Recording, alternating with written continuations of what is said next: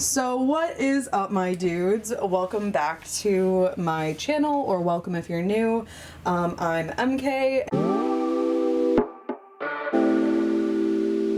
This is a letter to my younger self. In turning 26, I have always had a life somewhat online. It's really hard as the oldest version of Gen Z to really remember any part of my life before the internet existed. I very actively remember the first iPod Touch I ever saw, and that was oh my god, we're in the Jetsons right now. Not really so much about seeing my first iPod Touch, more so my old self, the younger me.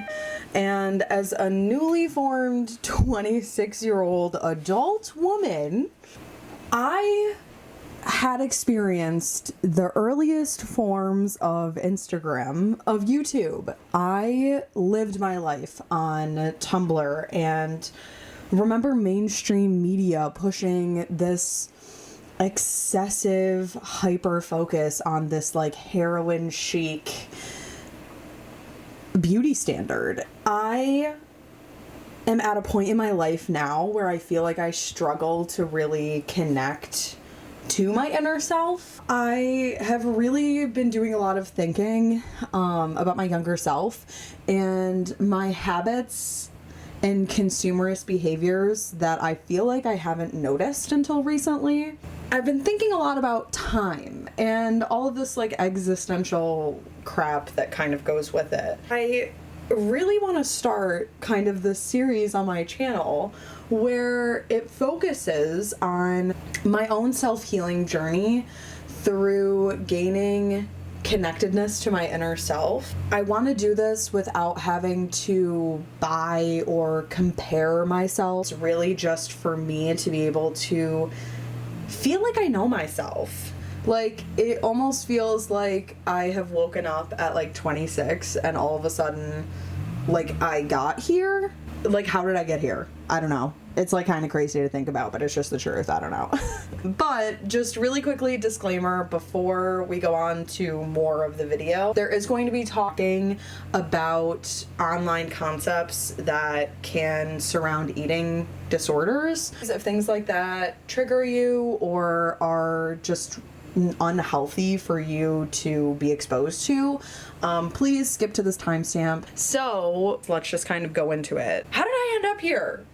I remember being a young alternative scene queen teen. Okay, I'll show pictures. I wanted to be a scene queen so bad, and Tumblr was the ultimate place for being able to show your aesthetic through non-monetary ways. I didn't have to go out and buy the Dior blush if I liked the aesthetic of it. I would just repost a picture of the Dior blush so that when people went on my Tumblr, they could see the picture of the Dior blush. With this also meant that I didn't need to literally be the aesthetic that I existed as on Tumblr. Over time, as Tumblr kind of progressed through the early 2010s, it began promoting and prioritizing this pro-Anna content. And pro-Anna content, if you have never heard of this, is essentially photos, short GIFs that would show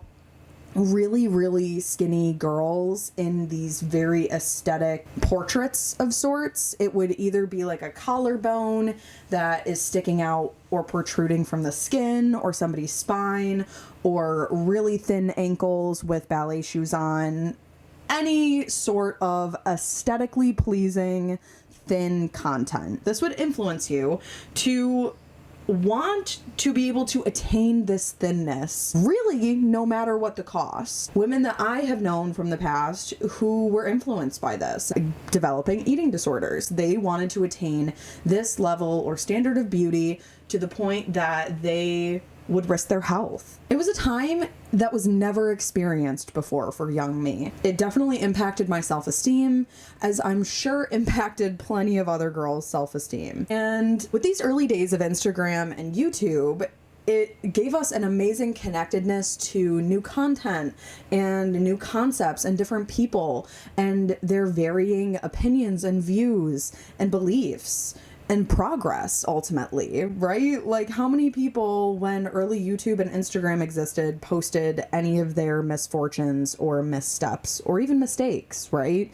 That didn't really happen. And so ultimately it felt like a new world, with Instagram and YouTube's beauty community ultimately beginning to blow up and being able to connect in this way, witnessing these amazingly stunning individuals and their beauty routines, and they would make these videos and slowly gain popularity from their relatableness, which ultimately then influenced their popularity, then gaining to fame and fortune, which all of a sudden their lifestyles changed. And now I'm 26, and what used to feel relatable now feels like a distant memory of what it used to be. And I don't know when it changed, but all of a sudden I woke up one day and felt a shift. Like, I remember the beauty halls and the shopping halls and the closet and vanity tours with plethoras of these products that not only would these individuals gain from their new amassed wealth, but they also would gain through being on PR lists as well for free. And ultimately, this led me to a point of reflection. And as I've grown older, I've recognized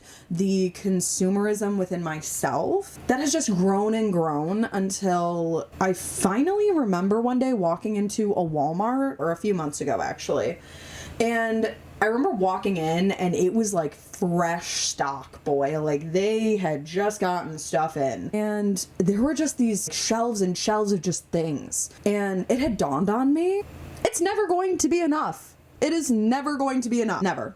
For anybody. It's never going to be enough. For the life that we have all lived somewhat online, the buying and the selling will never end. The online space has now been taken over by this consumerism the same way that our day-to-day lives have been taken over by this consumerism. And it changed me. I feel like the pairing of this consumerist hellscape mixed with this national media beauty standard pushing onto women just ultimately led me to this place of feeling lost, like stranded almost, and like, well, if I'm not doing these things that I'm being influenced by, then ultimately, what am I doing? Right? Like, I was sitting and I was reflecting of being a young teen and adolescent and how I would always strive to be this better, faster, stronger, version of myself. And yeah, I can definitely blame a little bit of the mental illness for that, but I also think that it was somewhat of a product of this online media consumerist hellscape. This, oh, you need to do this.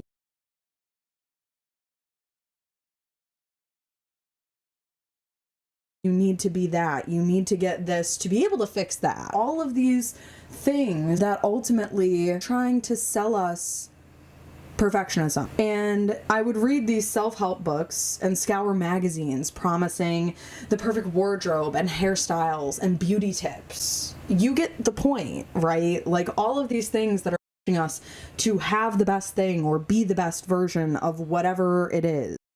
And it's just so ironic that this process of self-growth and this journey of just trying to be the perfect version of yourself, the it girl, right? Like, becoming the perfect version of yourself, becoming the it girl, comes at the cost of tearing ourselves down, identifying the things about you that don't fit the it girl aesthetic, right? No matter if it was using pro-Ana content to push to be thinner, or fad diets, or even using Botox or some kind of more invasive way to be able to change the way you look to fit the aesthetic that is currently within the media. And ultimately, no matter the lengths or extent that you go, it's never going to be enough, because all of a sudden now our beauty is becoming a trend and a consumerist behavior. I want to get back to the part of me that is authentic and unapologetic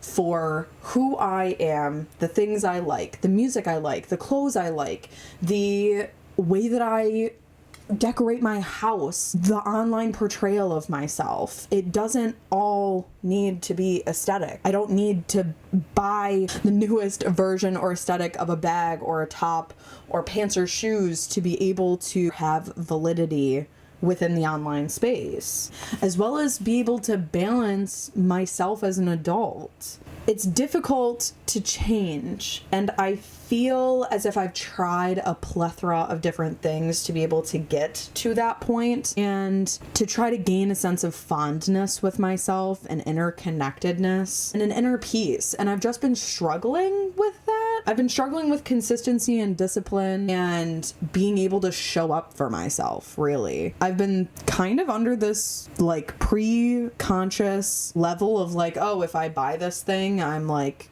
doing good for myself, when ultimately I'm not. I'm purchasing something that I'm probably not going to use. I feel like part of this is also like believing that the more self-help videos I've watched or products that I've purchased will get me there, but that's not the case at all. And I feel like I've finally cracked the code of my own failure that has been going on for so long. It's time to finally get these tides to turn, not only for myself, but for my future self. And I cannot buy my way to happiness or joy or fulfillment or alignment with my values. It will never be enough.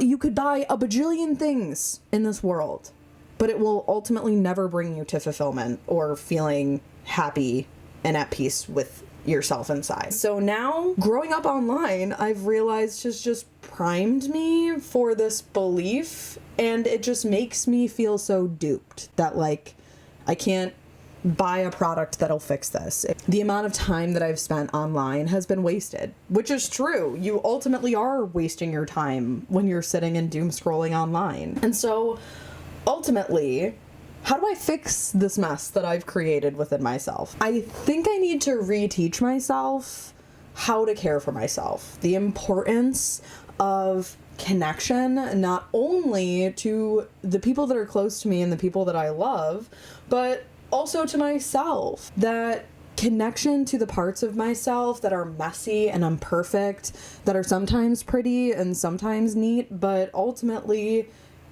can be completely lost at times. I want to feel closer to myself, to give myself consistency to show up every day. I have lived on autopilot for so long. Going through undergraduate and then finishing grad school, I felt like I was completely on autopilot. I want to finally feel present and romanticize my own life, not watching the romanticization of other people's lives through a screen. Every day, no matter what, I want to be able to build habits that will make my older version of myself not only proud, but happy that I did these things. I want to work out not just because of the physical effects of it, but that it will help me with movement for the rest of my life. I want to read and journal not only because it's popular and trendy right now, but because it also helps with the plasticity of your brain and your cognition over long term. I want to be able to budget so that I can, A, stop over consuming. Not only because underconsumption core is trendy right now, but because I want to do my part in not adding to the waste that is killing our planet, but also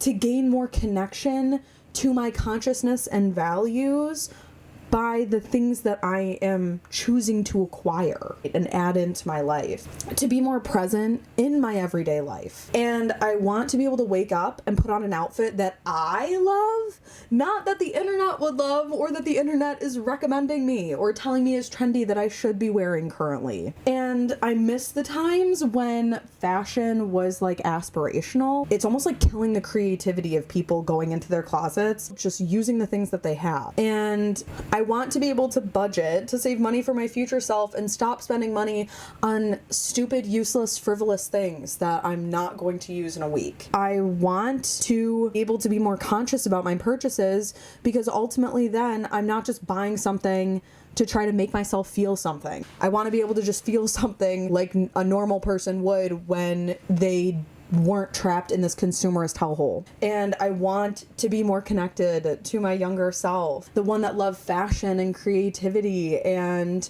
just being unique in my authentic self, no matter what other people said or thought. As I've gotten older, I've recognized the shift in myself, that I've noticed how different I am to who I feel like I once was. And it isn't a bad thing. It's almost as if I've sipped the Kool-Aid. I am all of a sudden a version of myself that I kind of know, but still feels kind of like a stranger. I want to get back to the things that young me was so passionate about and that have fell to the wayside with becoming more and more of an adult. And I want to be able to use the year that I turned 26 as the year I gained the connection to myself and reached the goals that I set in place to get closer to my values.